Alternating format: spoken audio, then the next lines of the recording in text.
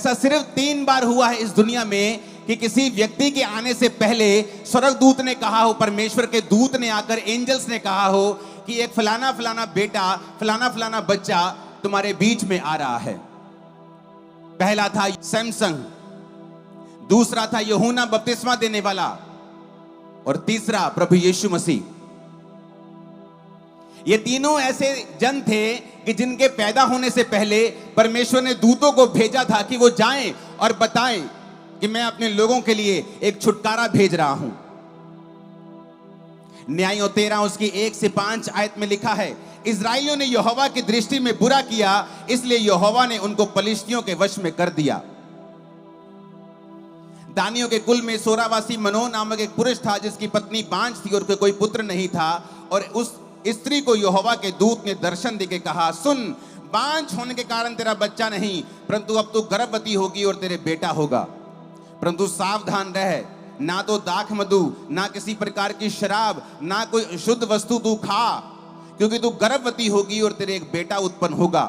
उसके सिर पर तू छुरा मत फिराना, यानी कैंची फिराकर उसके बाल मत कटवाना, क्योंकि वो जन्म से ही परमेश्वर का नाजीर होगा और इस्राएलियों को पलिश्तियों के हाथ से छुड़ाने में वही हाथ लगाएगा।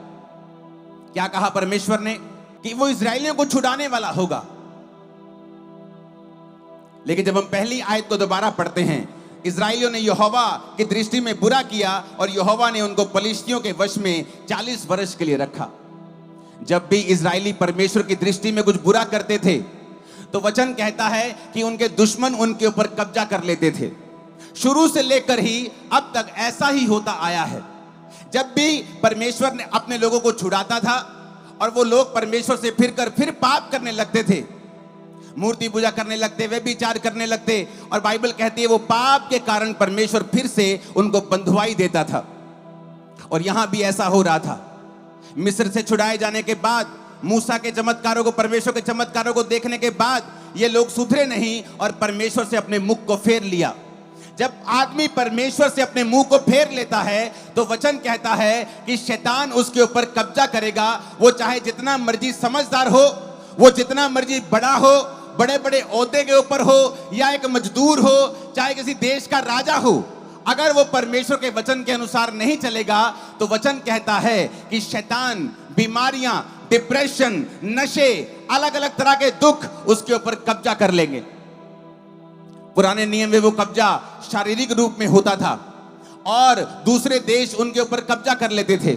जब दूसरे देश कब्जा कर लेते थे तो वो फिर परमेश्वर की दुहाई देते थे, फिर परमेश्वर के सामने रोते थे, परमेश्वर हमें छुड़ा, हमें छुड़ा। और परमेश्वर फिर एक आदमी को भेजता था, अपने दासों को भेजता था, और वो उनको फिर परमेश्वर का वचन सुना के बोलते थे कि बेटा बेटी, हे प्रजा के लोगों, तौबा कर लो। तो परमेश्वर फिर से विश्राम के दिन, शांति के दिन तुम्हारी जिंदगी में भेज देगा। तो वो फिर तौबा करते थे और फिर परमेश्वर उनको शांति देता था, फिर उनको चंगा करता था, फिर सांपों को, बीमारियों को उनकी जिंदगी से दूर कर देता था। और यहां पर वचन लिखा है कि जब उन्होंने परमेश्वर की दृष्टि में बुरा किया तो परमेश्वर ने एक फिर डिलीवरर को, एक छुटकारा देने वाले को उनके बीच में पैदा किया। स्वर्गदूत आया और कहा कि तेरे अंदर जो बांझपन है अब वो खत्म हो जाएगा। परमेश्वर तेरे को एक बेटा देगा, उसके सिर पे छुरा नहीं फिरना चाहिए। ये कब की बात है? यीशु मसीह के जन्म से 1000 साल पहले की। अगर 2000 साल हो गए यीशु मसीह को जन्म लिए तो 1000 साल पहले, यानी ये घटना है आज से 3000 साल पहले की। जब दूत ने कहा इसके बाल लंबे रखना, इसके बाल मत कटवाना, क्योंकि ये परमेश्वर का नाजीर होगा और इस्राएलियों को फिलिस्तियों के हाथ से यही छुड़ाएगा। क्योंकि परमेश्वर अपने लोगों को शुरू से छुटकारे का सुसमाचार देता आया है। परमेश्वर को नापसंद है आपका बंधनों में रहना। वो बंधन बीमारी का हो, वो बंधन गरीबी का हो, वो बंधन डिप्रेशन का हो, वो बंधन बांझपन का हो, वो बंधन किसी भी चीज का हो। वो परमेश्वर पसंद नहीं करता कि आप लोग बंधनों में रहें, बॉन्डेजेस में रहें, बीमारियों में रहें, गरीबी में रहें, श्रापों में रहें। तो परमेश्वर अपने छुटकारा देने वाले को समय समय पर भेजता रहता है।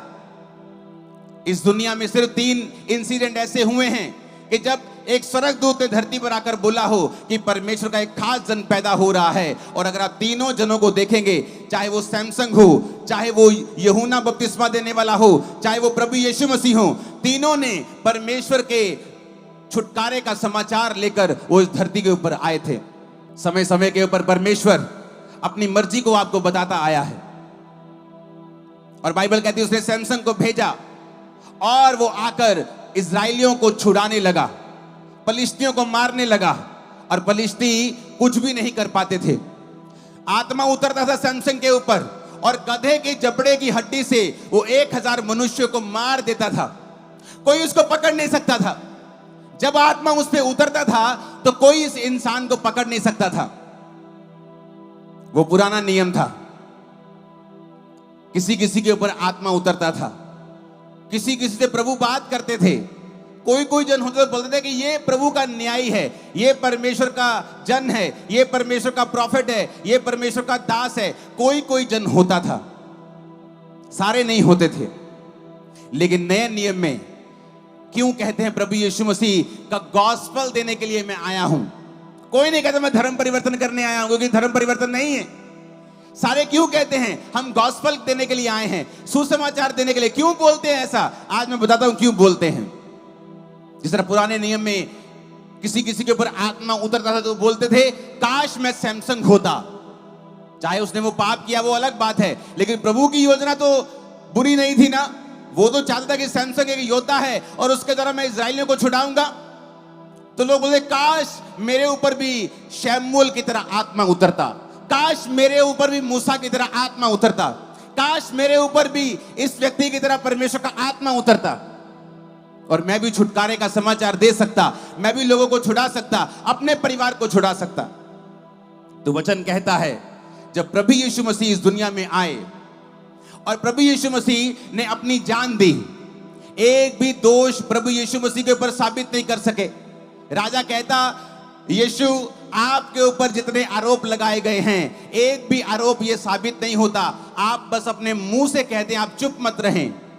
आप सच्चे हैं तो बोलते क्यों नहीं? आप बोल दें कि ये सारे आरोप झूठे हैं। यीशु मसीह बोले नहीं, उसने कहा ये परमेश्वर ने किया है, लेकिन जब मैं मारा जाऊंगा और तीसरे दिन मुर्दों में से जी उठूंगा, क्योंकि मैं परमेश्वर की मर्जी से अपने आप को कुर्बानी के लिए दे दूंगा, अपने प्राण को खुद वापस भी ले लूंगा, और उसके बाद जितने लोग मुझे ग्रहण करेंगे उनको मेरे बेटे और बेटी होने का हक मिलेगा।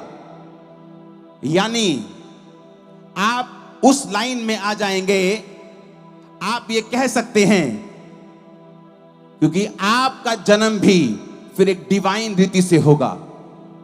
सैमसन का जन्म ईश्वरीय रीति से हुआ कि दूत आके उसकी माता जी को बोलते हैं, उसकी मां को, कि तेरे बेटा होगा और वो ऐसा होगा। यूहन्ना बपतिस्मा देने वाले की मां को तेरे बेटा होगा, जन्म से ही पवित्र आत्मा से परिपूर्ण, गर्भ से ही परिपूर्ण होगा। यीशु को आगे बोलते कुंवारी को तेरे पुत्र होगा, मैं तो किसी बंदे को जानती नहीं, तेरे बेटा होगा और वो सब लोगों को पापों से छुड़ाएगा। तीनों छुटकारा देने की सामर्थ्य रखते थे, तीनों रिपेंटेंस का प्रचार करते थे और इस काम के लिए चुने गए थे कि परमेश्वर की ओर मुड़ो और परमेश्वर तुम्हें छुड़ाएगा। पुराना नियम। नए नियम में यूहन्ना ने भी कहा मन फिराओ, जीसस ने भी कहा मन फिराओ, वो भी परमेश्वर का राज्य निकट आ गया है। अब आज जब एक व्यक्ति जीसस क्राइस्ट को अपना उद्धारकर्ता ग्रहण करता है, क्या फर्क पड़ता है? बाइबल कहती है जब तुम यीशु मसीह को अपना उद्धारकर्ता ग्रहण कर लेते हो तो रोमियो 8:17 में लिखा, यदि तुम संतान बन गए हो तो वारिस भी होंगे, परमेश्वर के वारिस और मसीह के संगी वारिस। जब उसके साथ हम दुख उठाएंगे तो उसके साथ महिमा भी पाएंगे। इब्रानियों 2:11 में लिखा, पवित्र करने वाला और जो पवित्र किए जाते हैं सब एक ही मूल से हैं, इसी कारण वो उन्हें भाई कहने से नहीं लजाता। जिस दिन आप यीशु मसीह को ग्रहण कर लेते हैं, असली वाला ग्रहण, नकली वाला ग्रहण नहीं कि ग्रहण तो कर लिया लेकिन अभी भी शराब पीते हैं, अभी भी दारू पी रहे हैं, सेवा करके भी दारू पी रहे हैं, विश्वासी भी दारू पी रहे हैं, वो वाला तौबा नहीं। हाँ, मैं क्रिश्चियन हूं पर बिजली चोरी करता हूं, रोज कुंडी लगाता हूं, फिर आप क्रिश्चियन नहीं है, आपने तौबा नहीं की है। मैं व्यभिचारी हूं, आप और भी परमेश्वरों को मानते हैं, आप क्रिश्चियन नहीं हैं। वचन कहता है कि जब तुम जीसस क्राइस्ट को अपना उद्धारकर्ता मान लोगे तो यीशु मसीह कहता है कि मैं तुम्हें अपना भाई कहने से लजाऊंगा नहीं, तुम मेरे भाई हो, मैं बड़े प्राउड से कहूंगा और शर्मिंदा नहीं होऊंगा। इसका मतलब क्या? उसने कहा जो यीशु को ग्रहण कर लेंगे वो उसके साथ संगी वारिस होंगे। यानी अगर ये 2 बक्से और ये स्क्रीन यीशु की है तो मैं भी इसके साथ संगी वारिस हूं। ये 2 मेरे भी हैं और स्क्रीन मेरी भी है। इसका मतलब क्या? इसका मतलब जो कोई परमेश्वर को ग्रहण कर लेगा, वो किसी भी धर्म का हो, किसी भी जात का हो, ऊंचा हो, छोटा हो, गरीब हो, अमीर हो, कोई मायने नहीं करता। परमेश्वर कहता जिस तरह मेरा जन्म डिवाइन रीति से हुआ और छुटकारे का रास्ता बन गया, उसी तरह से तुम्हारा जन्म भी डिवाइन रीति से होगा। जब तुम यीशु मसीह को ग्रहण कर लोगे, तुम उसी लाइन में आ जाओगे जिस लाइन में यीशु मसीह है, जिस लाइन में यूहन्ना बपतिस्मा देने वाला है, जिस लाइन में सनसंग है, और छुटकारा तुम्हारा हिस्सा होगा और तुम्हारे घराने का हिस्सा होगा यीशु मसीह के नाम में। आप जब यीशु मसीह को कबूल करते हैं, परमेश्वर आज से व्यभिचार छोड़ता हूं, आज से शराब छोड़ता हूं, आज से मैं सब चीजें छोड़कर, सब पाप छोड़कर अपना जीवन तुझे देता हूं। जिस तरह उनका जन्म डिवाइन रीति से हुआ था, आपका जन्म भी डिवाइन रीति से हो जाता है। फिर वो जो उनके पास था आपके पास भी होगा। आप अलग होंगे पूरी दुनिया से। दिखने में तो आम से होंगे, लेकिन जब आत्मा आप पे उतरेगा, लोगों की आंखें खुली और मुंह खुला रह जाएगा। मैं आपको बता रहा हूं। परमेश्वर के दास के द्वारा टीचिंग्स को सुनने के लिए, अनाउंसमेंट्स और अपडेट्स को जानने के लिए आप हमारे YouTube चैनल को सब्सक्राइब करें और साथ में बेल आइकन को दबाएं, ताकि जब भी कोई नई अपडेट हो तो आप सबसे पहले जान सकें।